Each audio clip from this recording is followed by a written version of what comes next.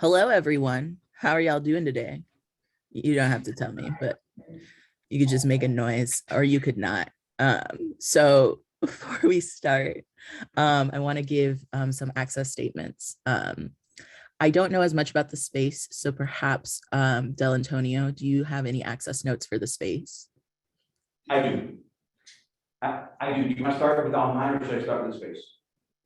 I'll do online. You can start with the space. Okay. Folks who have been in this room before know that there is a all-gender restroom on the second floor of this building if folks will need it. There are other restrooms on the ground floor as you exit the door to the right. The second floor is only accessible, unfortunately, by elevator, but you'll find the elevators to your right. Otherwise, this room is designed to be a space for movement of your choice, so please get up, move around. If you need to leave, you need to act in ways that might seem unconventional. Don't worry about us because we are unconventional. At this point, I'm going to describe myself. I am Andrew Dell'Antonio. I am the instructor who's leading this course in music and disability. I'm a white man wearing a purple shirt and a bow tie because bow tie.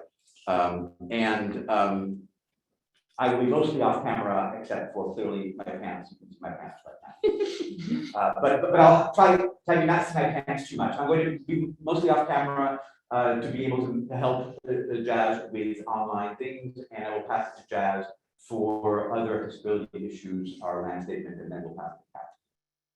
All right. So as Dell'Antonio said, please feel free to move about or inhabit the space as feels comfortable. So that could include choosing to stand, sit, lay down, or move as you need for your body to feel as comfortable as possible in this space.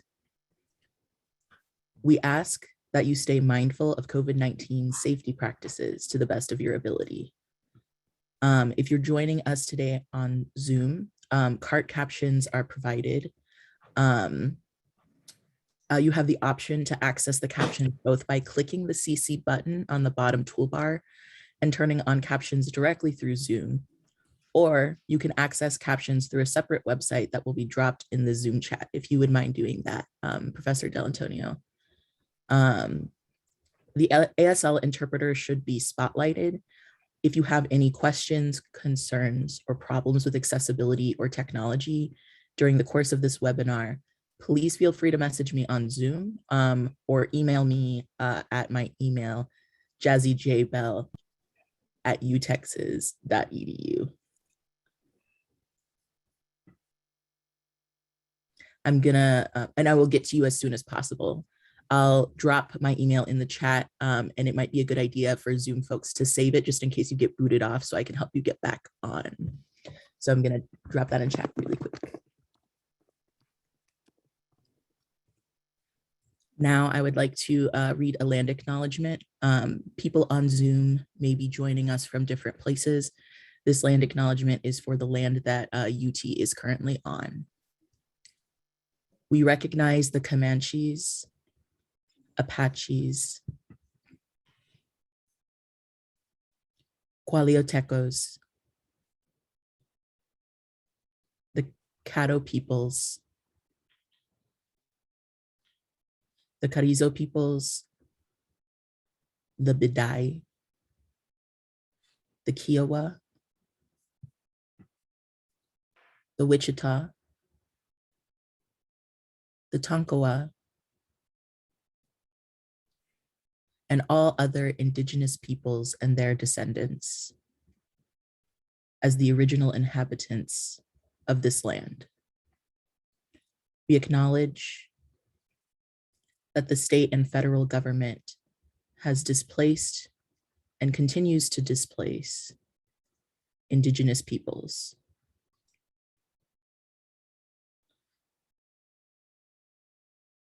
We acknowledge the historical traumas of colonialism,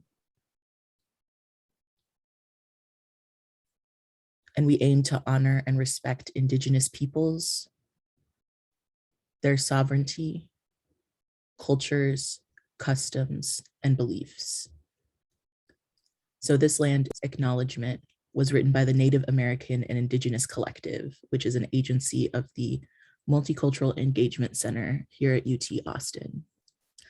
Before we get to Cal, because I know everyone is very excited for that, want to give a very special thanks to the following departments for making this event possible. Thank you to the Department of Philosophy, which is Cal's alma mater, the College of Liberal Arts, the College of Fine Arts, LGBTQ Studies, the Gender and Sexuality Center, and the Texas Center for Disability Studies. So amazing. Take it away, Cal. So hi, my name is Cal Montgomery. I'm a sort of Santa Claus shaped person in a wheelchair with some green coloring and some black coloring. I have some blue shorts, not very interesting, and I'm wearing a t-shirt which pretty much encapsulates me, which nobody can read. But it says, bad decisions make great stories. And that pretty much covers my life very effectively, because as I like to tell people, particularly my doctors who are despairing, I do make bad decisions. I just tend to admit them. And some of them are coping fairly well with that, and some of them are learning that they just can't change me. So I don't mean to brag and make you all feel guilty or feel inferior over my amazing talents, but I do want to talk to you about some of my talents that I have. For instance, last night, I had some delicious Vietnamese curry, not all of which ended up on the inside of my clothing. So this morning I thought, well, it would be nice if I washed and put on clean clothes for these people. Then I thought, well, you know, I need to think now about whether my astounding talent at falling on my head will express itself in a way that might affect the morning. But I decided to risk it, so I'm not wearing curry this morning, which is probably a good thing.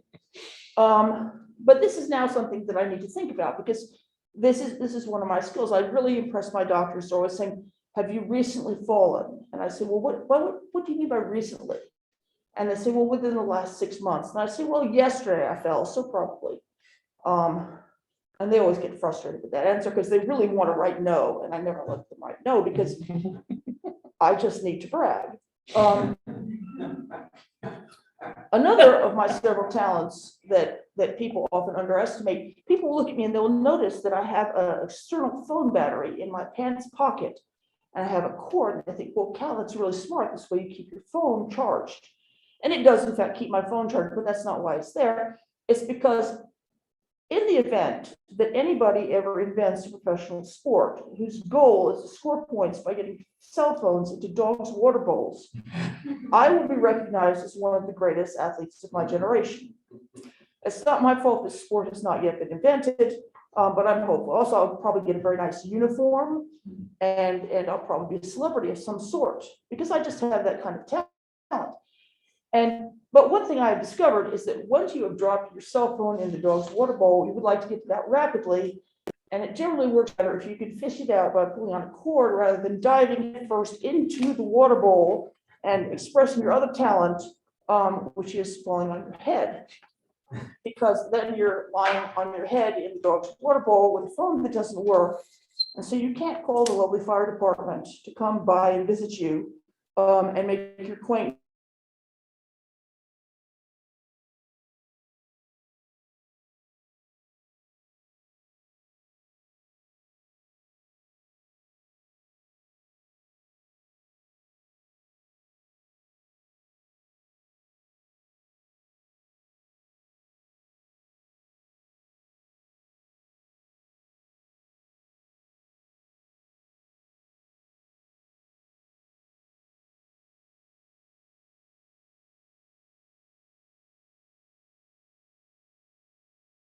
Excuse me. I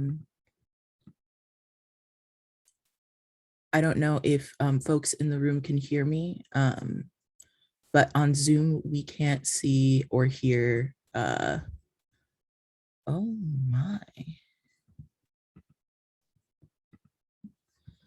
Hello, Zoom folks. It seems we're having technical difficulties, so let's see. Okay, we're back. Let's see. Y'all are still muted.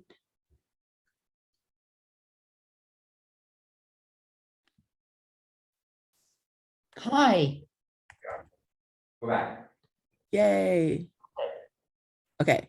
How far back do we need to go? I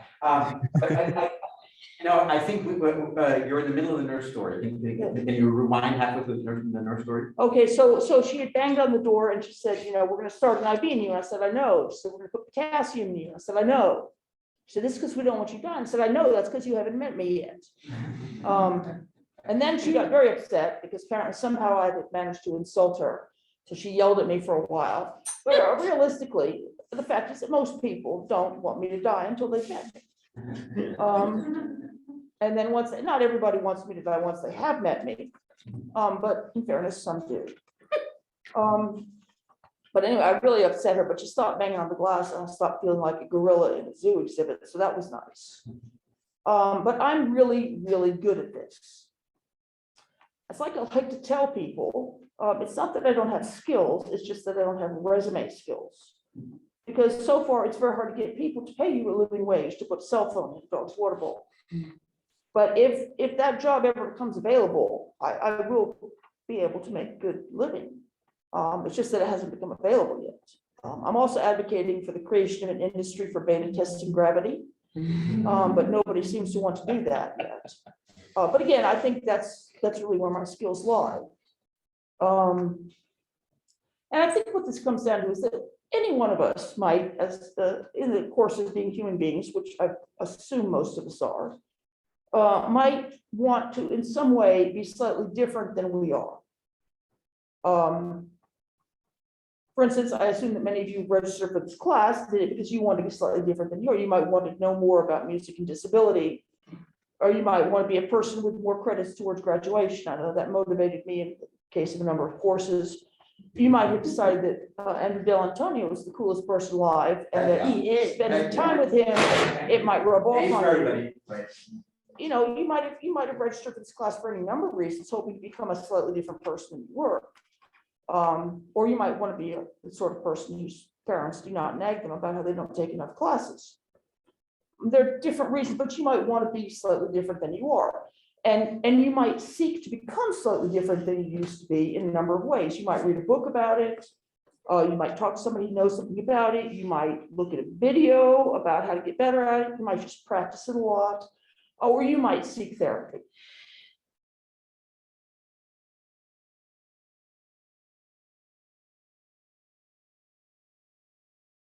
Some people seek therapy to become a happier person. Some people might seek therapy to become a better relationship partner. Some people might seek therapy to get better at putting beanbag frogs in a laundry basket, which apparently is a very big deal to some physical therapists. And then they want to shake the beanbag frogs back out of the laundry basket. I'm like, you didn't want the beanbag frogs in the laundry basket. Why did you tell me to put them there? And they're like, but it's this way you will move your trunk. And it's like, I don't care that much about moving my trunk, and I don't care that much about where the beanbag frogs are. They can be wherever they want to be. What did convince me to move my trunk is when my dog developed an aspiration to urinate on a power strip. And honestly, I've never moved that fast or that far in my life because I like my dog and I really did not want him to fry himself. Fortunately, he's graduated to other aspirations, such as stealing rum from the neighbor's groceries, which also, yes, he's decided his drink of choice is rum. I don't know why. But he sneers when he finds empties of other substances in the park. He's like, this is not rum. And I'm like, okay, but the neighbors did not buy it for you, so you didn't get to pick what it was. And he's like, but this is not rum, and I deserve rum. We no longer have rum in the house because I have decided that I'm just not going to cope with the fact that my dog seeks to become an alcoholic. We do go to the bar where you can meet other people who enjoy drinking and cuddle with them, although it makes me nervous that he's going to knock them down, but he enjoys the bar. He's just not allowed to go in because he's 4, and drinking age in Illinois is slightly older than 4. If he makes it to 21, I don't know what I'm going to do. And then he is seeking a weed dealer. He likes to go to the park, look for people that smell like marijuana and try to get treats off them.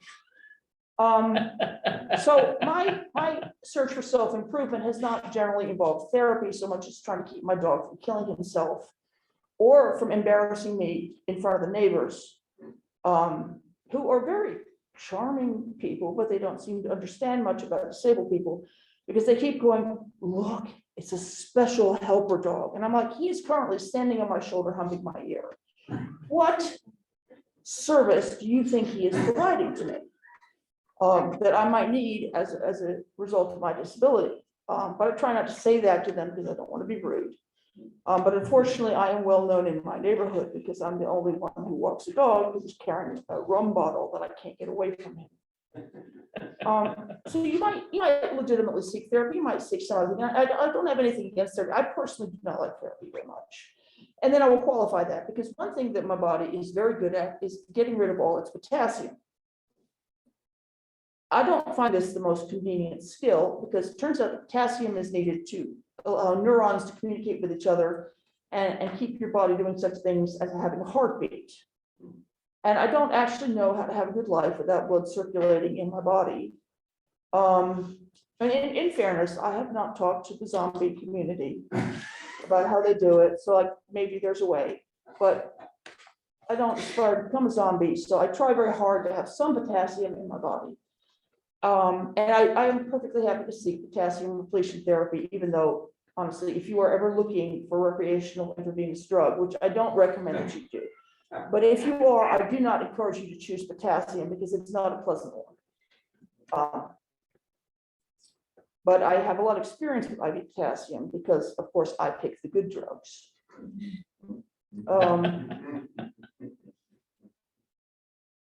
But you might realistically want to seek therapy, but you also might be the sort of person that other people think needs therapy. And I apparently have turned out to be that sort of person. For example, I think I'm funny. I don't know if other people think I'm funny or if they're humoring me, but honestly, at a certain point, I don't care as long as they laugh when I want them to laugh, because I'm not very considerate. But I think I'm funny and I'd like to get funnier. So I have sought opportunities to take classes in comedy. Well, it turns out that in Chicago, if you want to take classes in comedy, you have to be able to climb up some stairs and get on stage. Now, I'm not really certain what is so funny about climbing up a flight of stairs because that's just not my kind of humor. But I do tend to believe that it's possibly funny at the bottom of a flight of stairs or on a ramp or on a lift or in some other circumstance other than climbing up a flight of stairs. But apparently this is really important. And so I don't take any comedy classes, and we have lost the Zoom link. The screen. Okay. So apparently I'm not going to get any training. I just inflict this on my friends and the people that my friends have registered in there.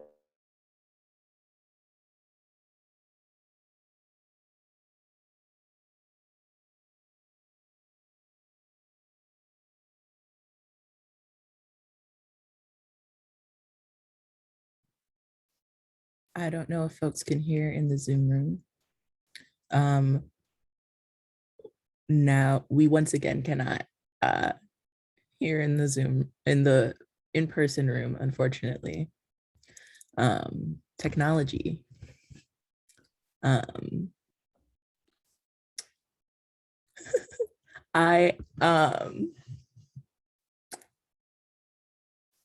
You know, I didn't come prepared with jokes, sorry, y'all.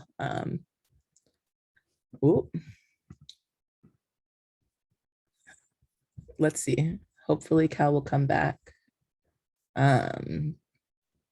Also, as a reminder to folks, if you have questions for Cal as of right now, you can put them in the chat, or I think you can send them to me, and I'll be sure to ask them at the Q&A part at the end.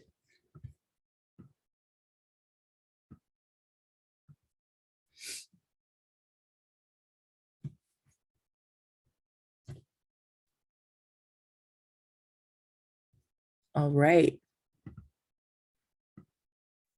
Y'all are still muted. Yeah. Yes, we did. Yes. So I have no idea what I was talking about when we lost you. Well, you were starting to say why you don't like therapists. Therapists, I mean, there's a problem here, right? If you're seeking, if you're considering seeking therapy, there's some sort of problem, probably. Either that or you just like dealing with your insurance company, which is, in fairness, a problem of its own. But therapists locate the problems inside of the person. And they do this because that's what they work with, you know. I mean, sometimes if your tool is a hammer, you're looking for stuff to hammer. And that's what their tool is.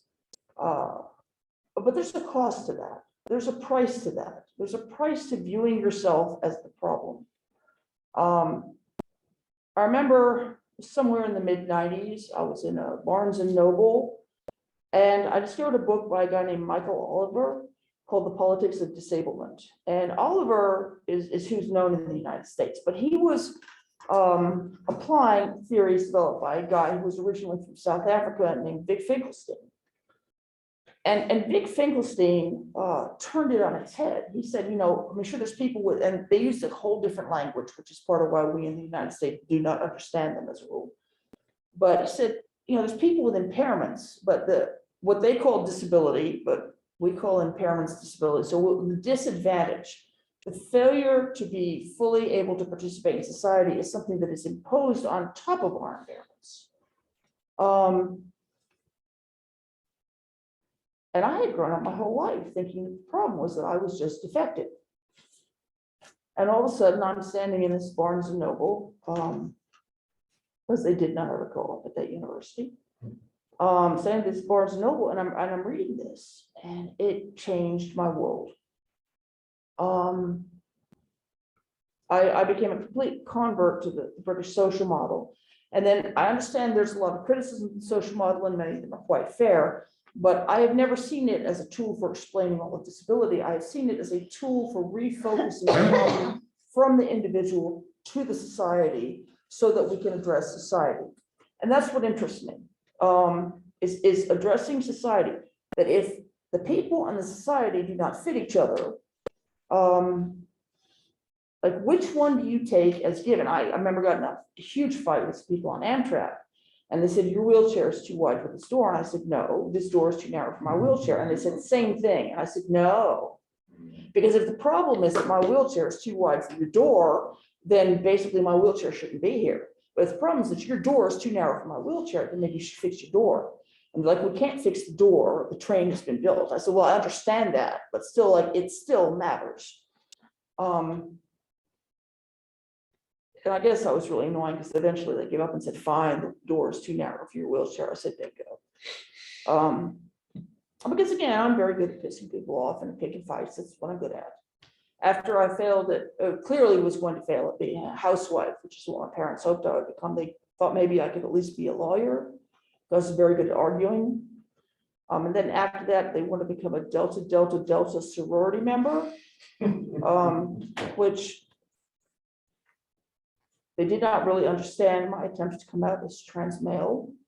Delta, to their credit, had no doubts about my appropriateness as a member. And so we did not have any concerns about people trying to force me to rush. They happily let me go my own way. And they went their own way, and we all survived, I think. But yes, I'm very good at arguing. I mean, in fairness, we call it picking fights. Somebody said to me, so basically you're a Twitter bully. And I said, well, that's not wholly unfair, but I don't think it's entirely fair either. She was not my favorite nurse. But there is a price to seeing yourself as a problem. And there is a price to having it reflected to you by the people around you that you are the problem. And the more therapists you encounter, the more people you're going to find who are seeing you as the problem, because the therapist can only fix the problem if the problem is you, because that's who the therapist is trying to fix, or adapt or adjust or whatever the hell they're going to talk about. But they are looking at the problem inside of you because that's what they're there for. And there's a price to it, and many of us don't think that, because when the therapists get in to see you is when you or your parents, depending on when you are diagnosed, are having one of the most destabilizing moments of your life. Like your whole life, you have planned for you or for your child to have a certain kind of life. And you've hoped to give them that kind of life, and you've hoped to offer them those opportunities. And all of a sudden you found out they're not going to have that kind of life, or you are not going to have that kind of life. And you think to yourself, well, people like me or like my child, what kind of a life is available to these people? And it's better now than it was. I mean, when I was growing up, I was convinced by the age of 8 that I was going to spend my entire adulthood in an institution, because I could not find any reflections of any adults in the world who reminded me of myself who were not living in institutions. And then, surprise, when I was 20, they decided to institutionalize me for the rest of my life. But fortunately for me, the place I was in, number 4, burned down one day, and I do have an alibi. And they didn't have enough beds for us all, and that's how I went out. I'm free, literally by accident. I should still be institutionalized for the rest of my life. Which is not the life I wanted for myself, but it was really the only life I could imagine for myself. And I think that's how we get into this, because people are like, what the hell kind of life is available? And the only people you know who have good lives are more typical than you or your child, or more valorized in some way than you or your child. And again, we're mostly talking ways in which the child is different from the parents. So we're often talking about being queer, being disabled, certain kinds of marginalizations, because other kind of marginalizations you tend to share with your parents, but certain ones you often don't. And so the parents often have no clue. They cannot imagine it. And into this void comes a therapist, and they're like, well, I can help you to be more normal.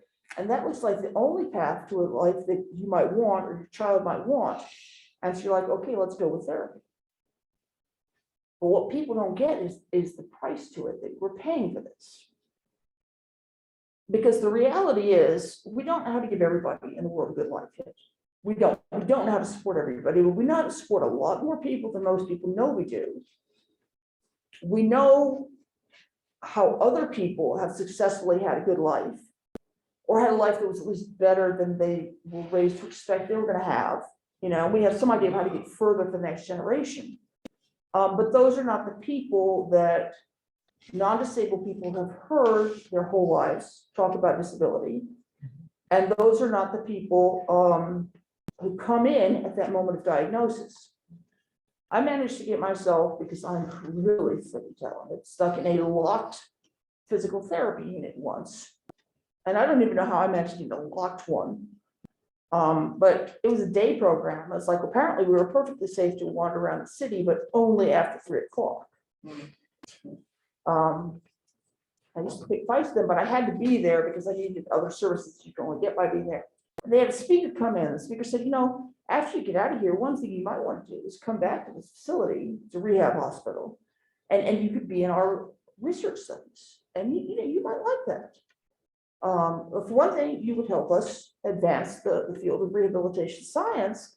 And for another thing, like, what else are you going to do? You're going to sit on the couch and do nothing. So I took some objection to that, because I had recently had a very exciting experience with septic shock. I now have a trophy for best not having hypertension, because I was so annoying that they just had to finally just give me the trophy to shut me up. And I had lost some function. I was trying to regain some function. But most of the people in this room were new to disability. And so, like, I knew all these disabled people who had, I mean, again, maybe not perfect lives, but they had decent lives. And there were people that I could respect in many cases, or maybe I didn't respect them, but that wasn't because they were disabled, just because I thought they were assholes. Which I do think about a number of people, but they think that about me, so it's fair. But what I do know is you're not, I mean, some people end up sitting on the couch doing nothing all day. Some people do end up doing that, but that's not the only option if you have a disability. And I said, like, honestly, young people should be telling folks, like, the range of options available to them, because you could sit on the couch and do nothing all day, or, you know, you could get a job, or maybe you could volunteer, or maybe you could, like, find some friends and hang out. In fact, there's a lot of things you could do during the day that you might find more meaningful than sitting on the couch doing nothing. And I mean, if you like sitting on the couch doing nothing, go for it. I'm very happy for you. But some people don't want to do that. Also, most of us are not very good at getting in and out of our wheelchairs. Like, who want to get on the couch? Because then you're going to fall on your head, and then the fire department and that whole thing. People keep telling me I should get in a chair. I'm like, why would I get in a chair? If I get in a chair, I can't go anywhere. And like, don't you want to get out of your wheelchair? Like, not especially. Anyway, they are like, we've never heard of this before. And I'm like, you have a relationship with the local Center for Independent Living. And they're like, oh yes, we love them. I'm like, so let's just admit that you know some people who have disabilities who do other things besides sit on the couch all day. And they're like, well, we're not sure about that. I'm like, I don't know what kind of relationship you have with these people, but you need a different one. With these people, I mean, honestly, we don't get along very well. So I'm not 100% sure what they do all day, but they're not on the couch because there's not that many couches in their building.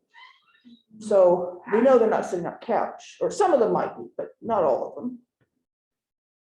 Anyway, eventually, I was discharged from this program to mutual joy of everybody. And I think there's a very good chance that I will never be accepted back, which is fine with me. But I don't like therapy. I do not like therapy. And again, there are certain therapies I'm willing to take, but the ones that relate to who I perceive myself to be and how my mind works and how my body works in the world, I don't really want those therapies. And again, some people do, and I'm not disrespecting. If you're Christopher Reeve, and many of you are young and don't remember Christopher Reeve, he was a famous actor who fell off a horse, and then he had a spinal cord injury, and he spent his whole life, committing to walk again. And apparently that was important to him, and go Chris. But many of us have other goals.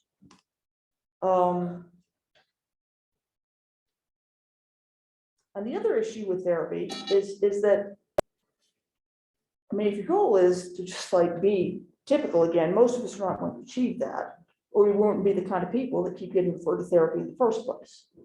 Some therapists are very good at choosing people who really aren't very difficult, or different from typical, which makes their jobs easier. But many therapists end up with people who really, there's no chance that they're going to end up being typical. So what they do is they find different things to try and teach us that they can achieve and that the insurance will cover. I remember got in this one fight with a physical therapist. The physical therapists do not like me. There's one that I get along with. Her name is Jordan. She's a very patient woman. But I do not get along with any other physical therapist in Chicago. But I had this fight with one. She said, well, I think you should take 4 steps down this track and then back up. And I said, well, why would I do that? And she said, well, because it's better for you. I said, well, in what way is it better for me? She was very frustrated. And she said, well, don't you want to be able to take 4 steps down the track? And I said, not especially. Like, that doesn't seem very interesting to me. And she said, well, but it's your goal. And I said, no, it's not. She said, yes, it's your goal. I said, no, it's not. She said, no, it's your goal. And I said, look, let's get one thing clear. The person who decides what my goals are is me. And that's not a goal I selected for myself. So if you want to tell me why it should be my goal, I mean, I'll listen to you and maybe it will become my goal, but it's not my goal right now. And she said, that's not how it works. You have to have a goal that the insurance company will approve of. And I said, so basically the goal is insurance reimbursement. And she did not appreciate that. I still think I was right. But eventually she convinced me that I was going to get kicked out of this program if I didn't go 4 steps down the track and back up. I didn't want to get kicked out of the program because there was another service that I needed that I couldn't get anywhere but the program, except from this one of the therapists that I really didn't like. So I went 4 steps down the track and I came back. And she's like, no, let's do it again. I'm like, you really are a glutton for punishment.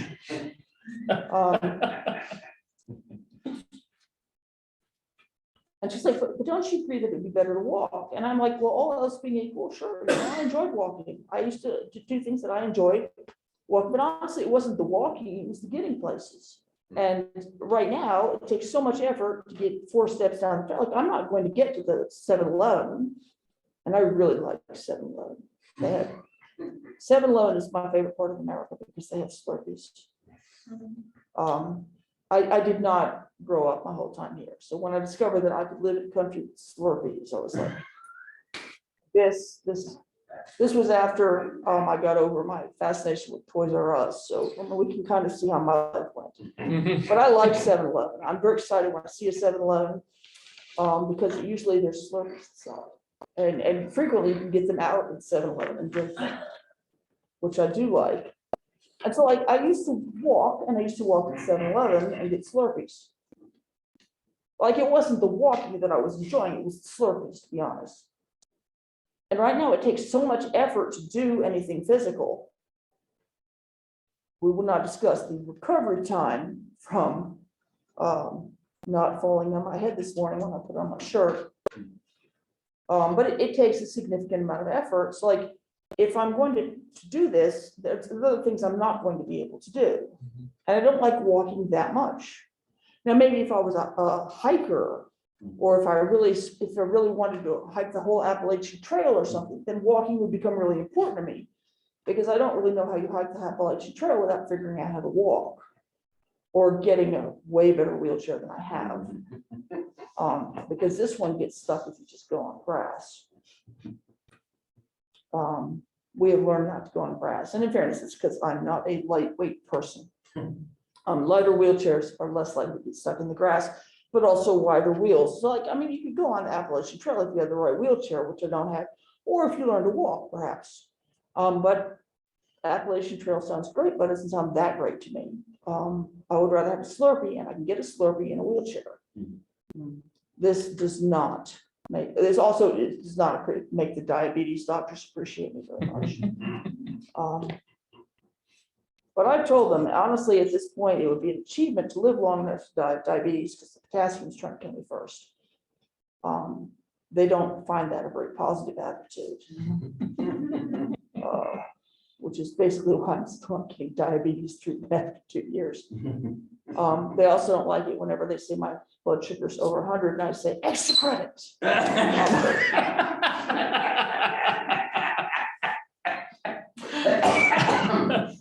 So currently my diabetes is being treated by Dr. Pepper, who's really not very good at diabetes. So he's still a doctor.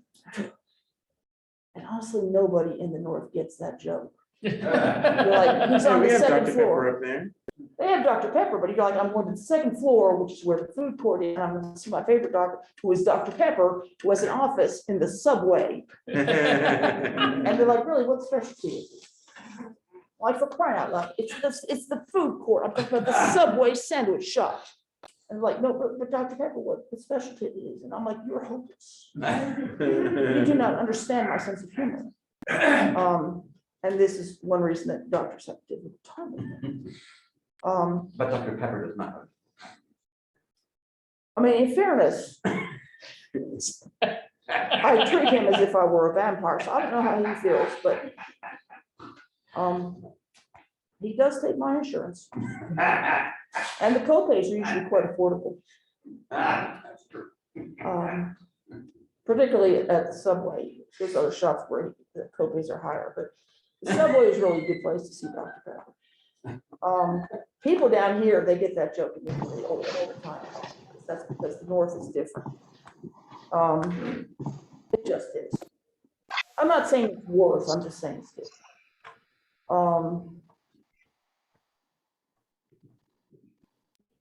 But I want to see myself as a whole and complete person. And even if the world isn't going to give me what I want in life or what I need in life, because realistically, it's not.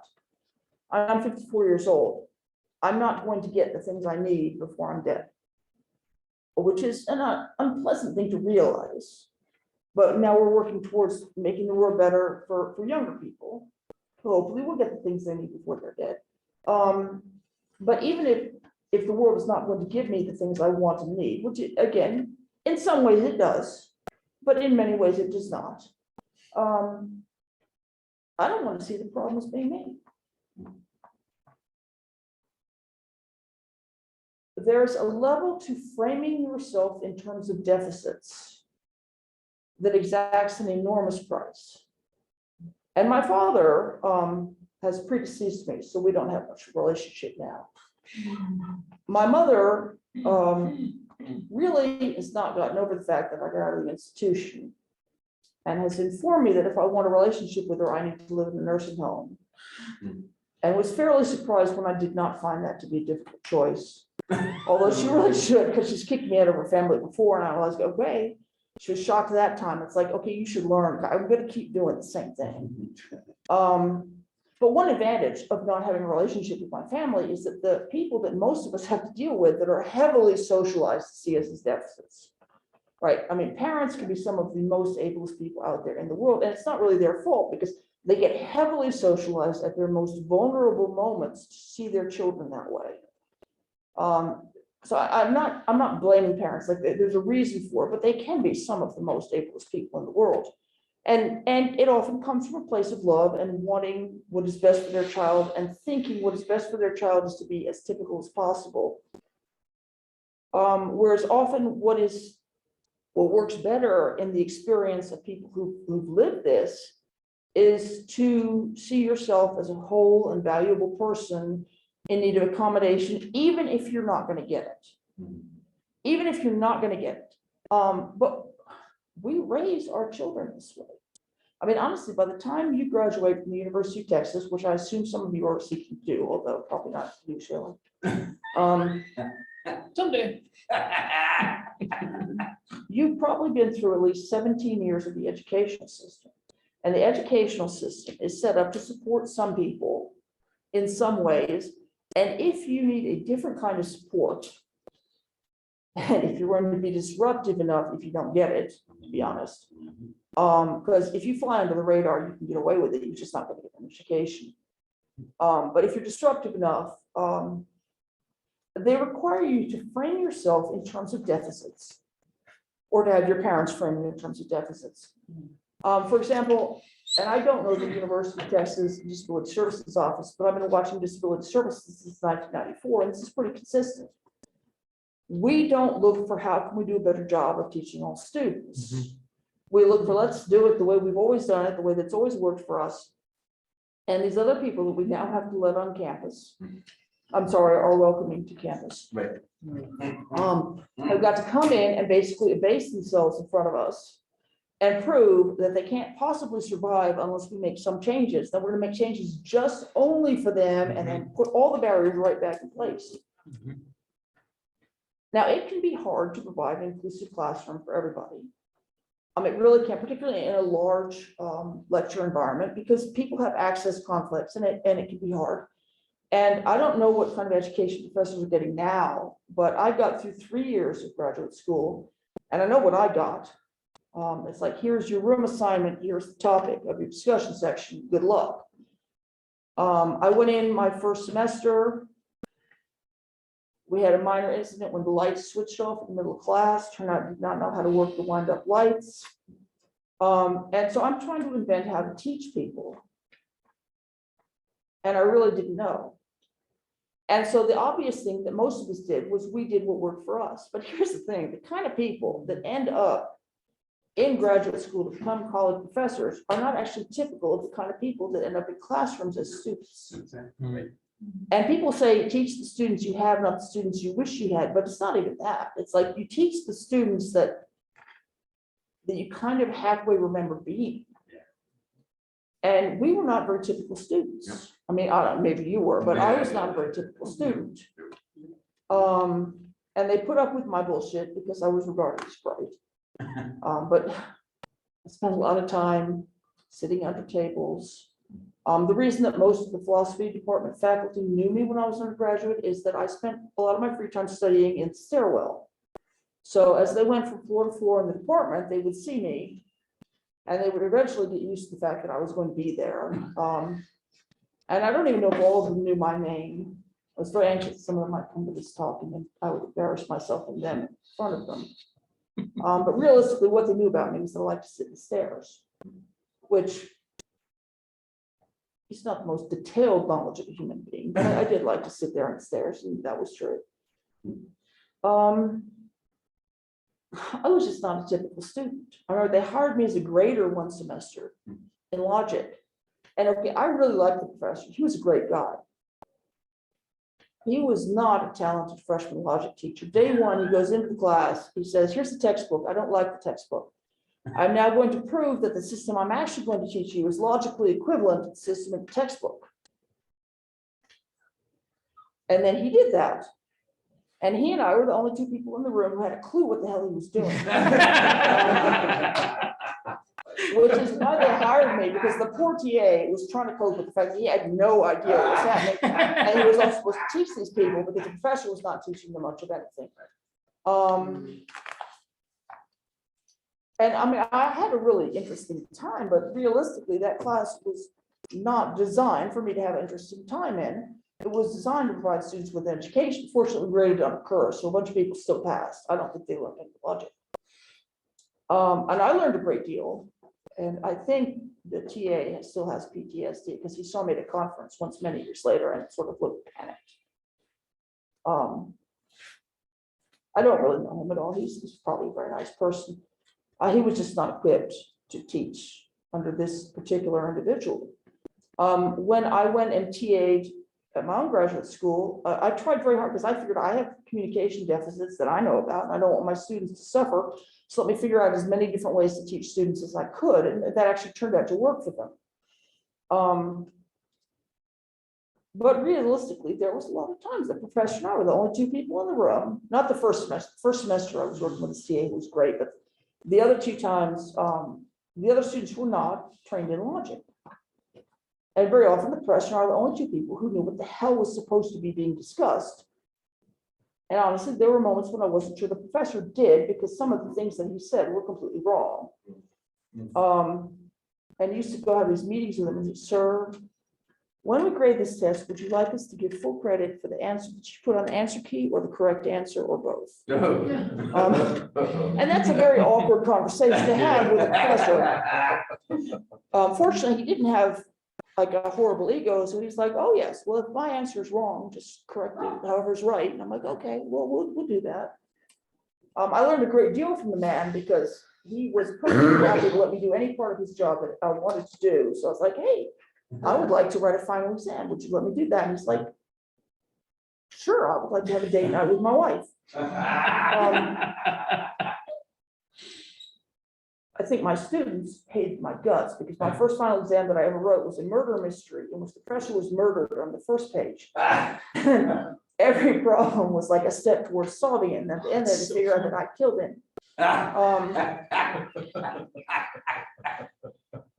A number of people answered Charles killed the professor because Charles was sick of how the professor talks to Cal. I'm like, okay, well, in fairness, that was not what was in the exam, but it wasn't an unfair conclusion. But in fairness, Charles was the only person who would not kill the professor. In fairness, I wouldn't either, because I used to be very respectful of, or more respectful than I am now. So I would not have killed the professor either. But it was an exam, it was fictional.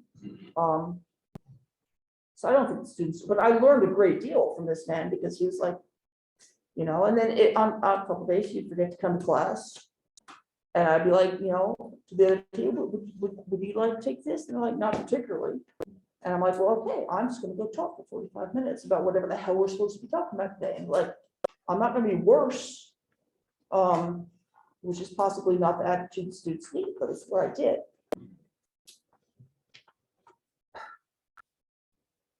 I did not fit. I was not supported, but I also have certain abilities that means that I got around a lot of the supports I didn't get.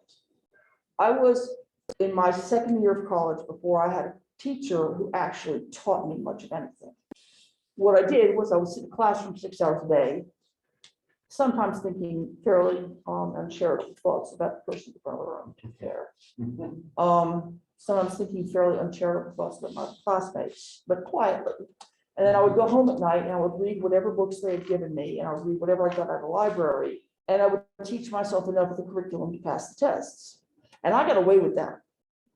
That worked for me. It does not work for most people. If you put most people in a classroom for 6 hours a day where they're not going to learn anything, they're going to end up without having the education that they're supposed to be getting. And they're also going to end up very frustrated. I spent a while working in a rehabilitation center, and it was not a good match. So anyway, my boss had recently been working at one of the state schools, which is also called a developmental center. You have them here in Texas, we have them up in Illinois. Some states have closed them all and put people in smaller institutions, but we still have them. And so she pretty much had that mindset. And she decided that our group of people, we were group 3R. What we really needed was leisure skills.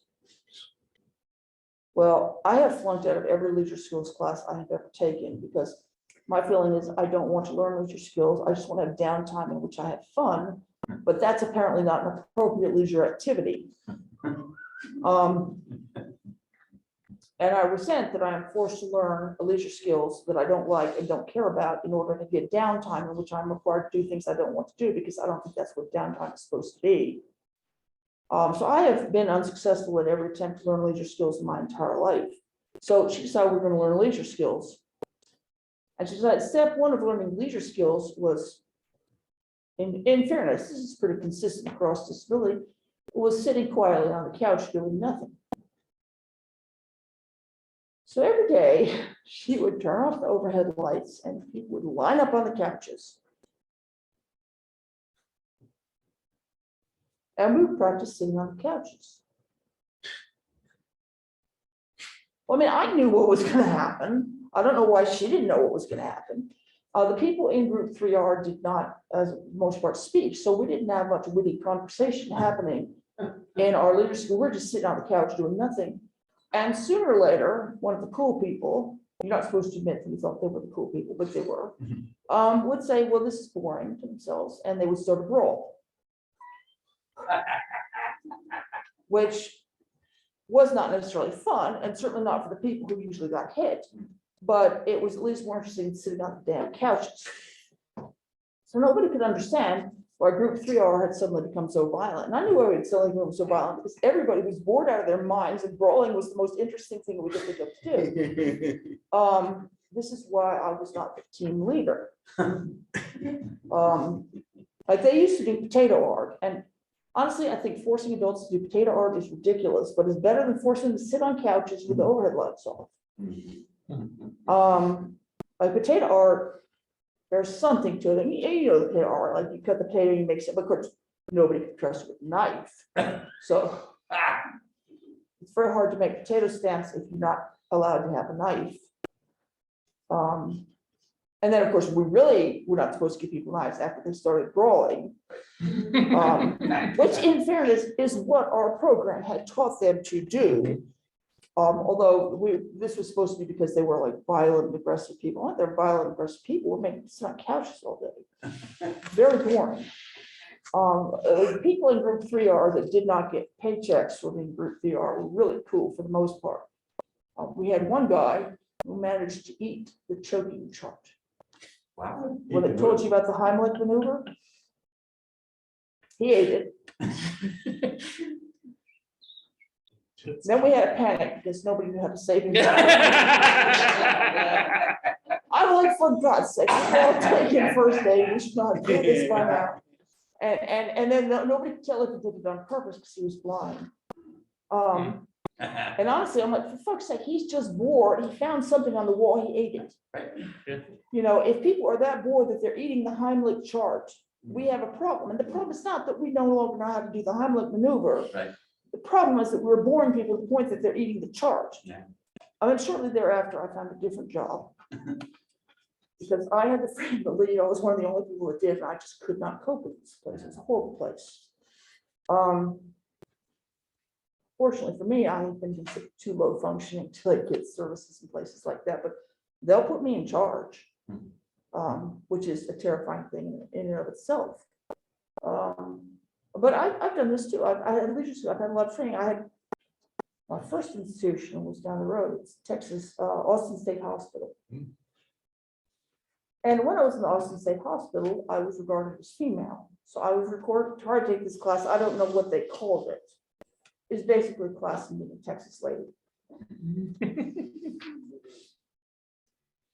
I did not, I mean, like, I wasn't too thrilled about being locked up in the Austin State Hospital to start with, but I really wasn't too happy about being taught how to be a Texas lady, because like, I admired a number of Texas ladies. I admired my Aunt Nancy, I admired Ann Richards, I admired a number of people. I did not want to be them. I got thrown out of that class after one day because we were practicing fingernail painting. Well, it turns out I do not have the motor skills to successfully paint my partner's fingernails without getting them all at the second knuckle. And it turns out that Texas ladies do not like to have their fingernails painted all at the second knuckle. So then I got stuck in a different class, which was fine with me. And I guess the rest of them learned how to be Texas ladies, and I did not, which is why I still don't have big hair. You're supposed to have big hair. That is a sad thing. Cal, if I can jump in, unfortunately, we need to be kicked out of the room in 15 minutes because of the class coming out at 11.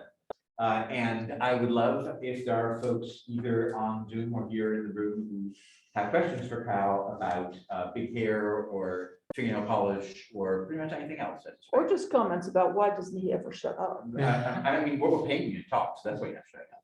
I mean, that's fair. So we're paying you by the board, I think. So. Oh, well, that. There you go. See, we're getting our money's worth. So I did get Twitter therapy. I learned how to be more concise on Twitter. It was very hard to be me on Twitter. By the way, Cal is also on Twitter, so you have to follow it. No, you don't. So Jazz, I'll have you let us know if you're noticing questions in the chat on Zoom. And if there are folks here today who want to ask questions, please jump in. And if somebody doesn't jump in the next couple of minutes, I'm gonna ask a question. You don't want that to happen. So questions for Cal. We currently don't have, sorry, not captions. We currently don't have questions on the Zoom. So if any folks in the room have questions, and if we can have people who have questions in the room speak into the mic, so that we can make sure interpreters and captioners can hear it. Again, I mean, between all of us, the odds are that all of you collectively know a lot of things that I don't know, so you just make comments. I'll top in. Go, It's a comment.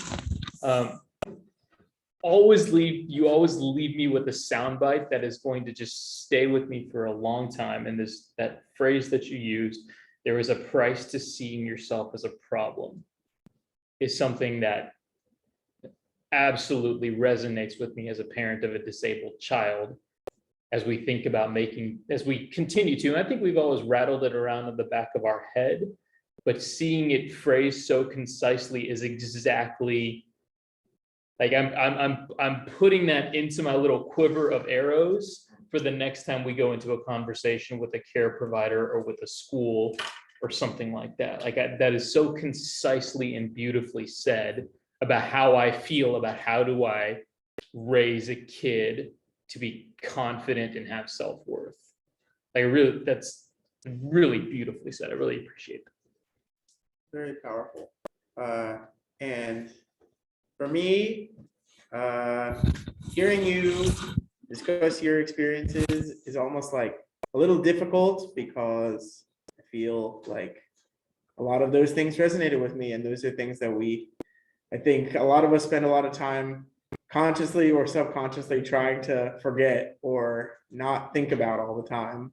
And there is certainly a cost to seeing yourself as a problem. And I think one thing you do a really good job at is highlighting how, with comedy, of course, highlighting how a lot of people who genuinely think they're trying to help are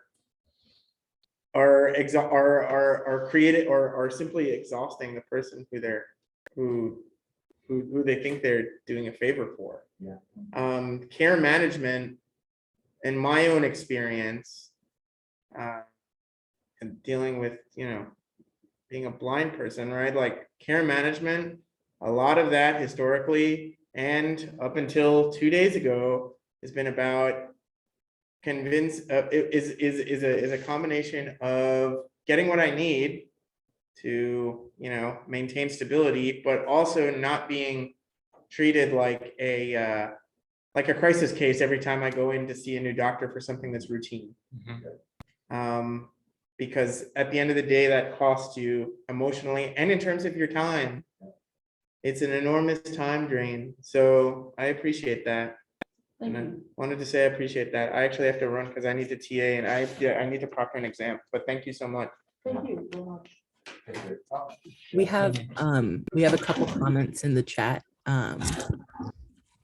Somebody said they really like the way you talked about the train and the door and how their door is too narrow. It's not your wheelchair that's too wide. And so that was Lindsay. Joey says, and all their pathologizing assumptions about disabled people are the most wrong they could possibly be. There was a very funny comment that I want to highlight a little earlier, where I think it was Sarah who said, 4 steps, when you were talking about 4 steps, taking 4 steps in therapy, 4 steps is not sufficient for preventing your dog from urinating on a power strip either. I thought that was very funny and wanted to highlight. Sarah bows in the chat. Yeah, and I personally want to, I am really resonating with a lot of what you're saying. And I think about like the impact of like telling children that they're deformed or defective, and like what does that set people up for? And even when it's not necessarily coming from your own parents, if you're surrounded by that, like even if you have great parents, like if you're surrounded by doctors who are telling you that all the time, what does that do to someone? And so I'm really grateful for this conversation. I do want to give credit to my dog. His name is Erastus, and he's very good at disability pride. He's deaf. And we've not been able to find a trainer because he doesn't come when he's called. And people keep telling me, well, what if he runs in the street? You want him to look at you? And I said, honestly, if he runs in the street, I want to be looking at the cars. I'm like, but no, he's looking at you so you can tell him where to go. And I said, realistically, he's probably got a better chance if he's looking at the cars and getting away from them. And people just do not, but he's very proud of it because he's got more self-esteem than most people I've ever met in my life. And he's a wonderful dog because he sees himself as perfectly fine. Because honestly, the neighbors make their comments and he doesn't hear them. And the neighbors do not see him as perfectly fine. I say he's deaf, and they say, well, how do you talk to him? I said, well, I signed him. And they say, wow, and he could figure that out. I said, yes. They said, I would never have guessed that he's blind. I said, well, in fairness, I wouldn't have ever guessed that he's blind either, or I would not be signing him in the first place. And that's usually where the conversation breaks down. But he thinks he's perfectly fine. He's very good. He's very good at being there. It's like if he does not want to know what I'm saying to him, he just looks in the other direction. It's like, well, F you, good luck with that. And I really respect that. Very good at self-advocacy. And our rule has just become my hands and his mouth have to be gentle, and we can use our voices however we want. So we curse at each other. But he's a real good role model for me. I mean, not the peeing on the power strip part, which is not something I intend to aspire to because I'm pretty sure I could fry myself that way.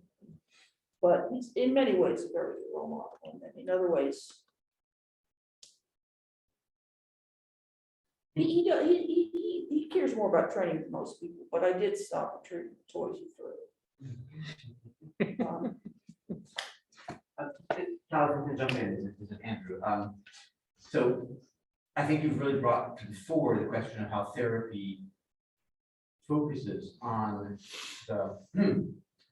the wrongness of the individual and how the individual needs to be fixed. And certainly when one is an adult, that's hard enough to manage.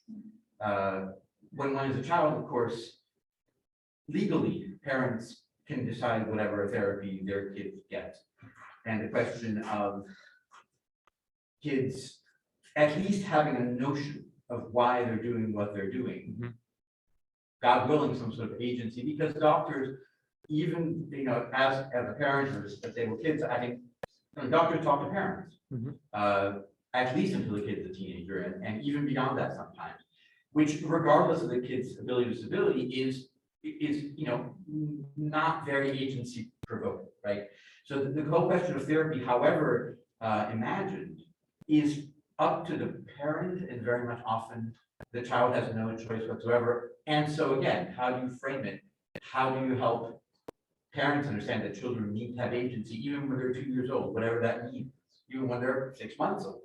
And because there may be some things that, as you were saying, there may be some things that a child can do to be more able to do certain kinds of things that the child might want to do. But if the child doesn't understand why, then they're much more likely to get frustrated and frankly for it to be worse and to feel broken, right? So I guess it's more of a comment, but and maybe if Shailen wants to chip in as also somebody who's had this experience, and there's something that structurally is a real problem that parents don't, again, parents are very ableist because they are conditioned to be that way. Yes.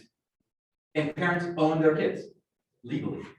And many of them have a great deal of trouble letting go of the idea that they get to decide what their child needs. So this is one of the things that's really tricky in every kind of context, that young people under 18 don't have agency legally, and they often don't have agency decision-making wise.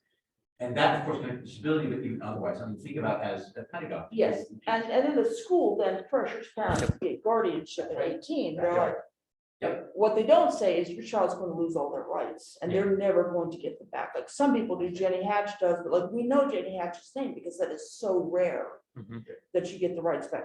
I managed to avoid guardianship by agreeing to a whole bunch of stuff I didn't want to do, so that nobody like had to go to the trouble of getting guardianship on me, because I knew that once the guardianship happened, it was over. I had a chance of getting free. This is also why I don't trust consent discussions. But I used to be a babysitter. I specialized in kids that nobody else wanted to deal with, which basically ended up meaning in practice a lot of disabled kids, although they weren't identified necessarily as disabled. And I remember early on, I got a 2-year-old, and his mother told me that he still nurses to sleep, so he's probably not going to go to bed for a week. I said, okay, but I knew what his bedtime was. So at bedtime, I took him upstairs, we played a little bit, we put him in clean diapers, put him in clean pajamas. He did not want to go to sleep. Brought him back downstairs. And his mother came home, and she was clearly extremely emotional.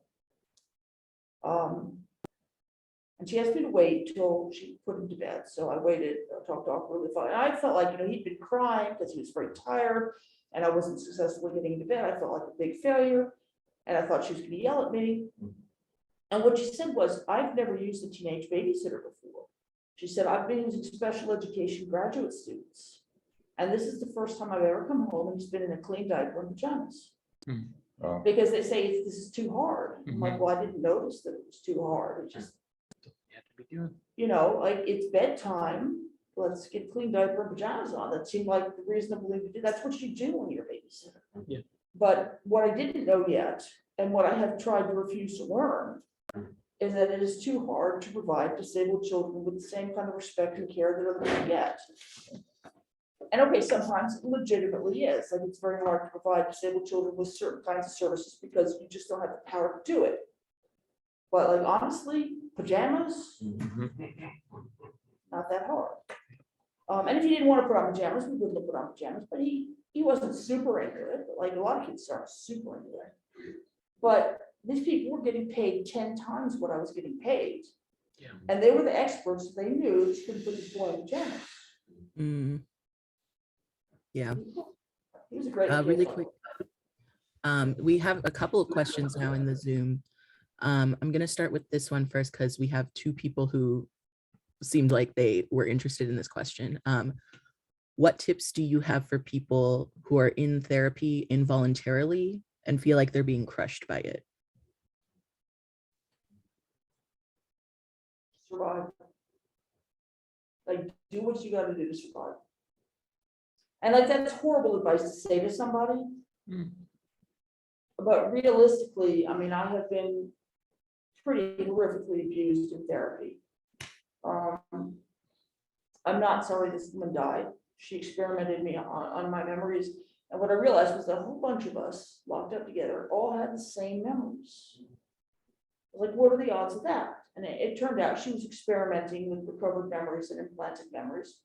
And I also found out what book she got the memories out of. I'm like, so I don't trust this, but I have whole memories, really abusive memories of my childhood that I don't believe ever happened. And I think it's highly unlikely that like 14 of us all had the same experience. That I had other experiences and memories that I'm pretty sure are true because they're fairly unique to me and they relate to details that I was able to confirm later. But just survive. If you don't have a choice to get out, survive. Hang in there, try and stay alive, because there's always the possibility that you get out later and then maybe you could make a life out for yourself. And that's a horrible thing to say to people. And get to know other people who have been through rough experiences and have survived, because like that's where you learn it from. And they don't have to necessarily be disabled people. There's other people who've been through horrible experiences and survived. Find whatever role models you could find that speak to you, because they exist. People have survived really horrible stuff in life. You're not the first one. You're not the only one. And just do your best, and then understand that what they're doing to you is wrong. We have another question. That's I'm really sorry, Porter Till, and I think we'll be Okay. people hovering outside. I wish we could stay here longer. I really want to thank everybody for being here. I really want to thank Val for putting so many important things here for us to think about. And the folks who are here, we're hoping to make this available as a recording. If you have any concerns about that, please contact either Jazz or me. Otherwise, thank you to everybody once again. We're going to close down the Zoom in a moment. And we hope everybody has a wonderful rest of the day. Thank you. So FYI, I'm on Twitter. I'm usually fairly open on Twitter. I'm also on Facebook, although I tend to be a little bit pickier about who I socialize with on Facebook. But if you can figure out which one I am, because I mean, in fairness, Cal Montgomery is not that uncommon a name.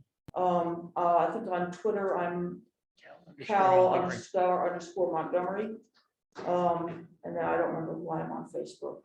And I'm about to put, once again in the chat, and I put it earlier for folks who are here, a link to some information that I shared with the class in advance, which has Kyle's blog as well as other things. And so this might be useful if you haven't. Okay, well, thank you, Lucy. You one step ahead. Perfect. So Kyle's blog information is there. I also wanted to acknowledge Shelley Singh, who's here with us, whose video we watched ahead of time, who has some really powerful things to say as well. So again, the link that I put up, and I'll put up again right now, also has a short video that Shailen, a presentation that Shailen made at his university back in January about things that connected us. So thank you, Shailen, for being here with us. Appreciate it. Put it in the chat. Thank you Cool, very thank much you all. for putting up with this. Yeah, okay, I'm going to start recording.